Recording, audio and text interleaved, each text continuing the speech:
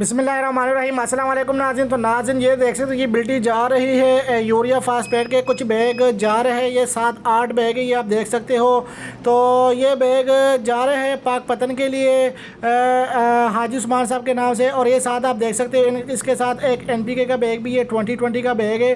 तो ये आप देख सकते हो, ये भी आप इसको भी आप स्प्रे कर सकते हो, प्लट कर सकते हो, 8 किलो प्लट कर सकते हो। और 500 ग्राम से लेके 1 किलो तक आप इसको स्प्रे भी कर सकते हो। साथ में कुछ सल्फर के बैग भी गए हैं, ये आप देख सकते हो, 2 सल्फर के बैग भी है। तो सल्फर को फंगस कंट्रोल करने के लिए आप इस्तेमाल कर सकते हो। ये आप देख सकते हो, ये कुछ जबरालिक एसिड की टिकिया है और साथ में ये आप देख सकते हो ह्यूमिक एसिड की भी टैबलेट है।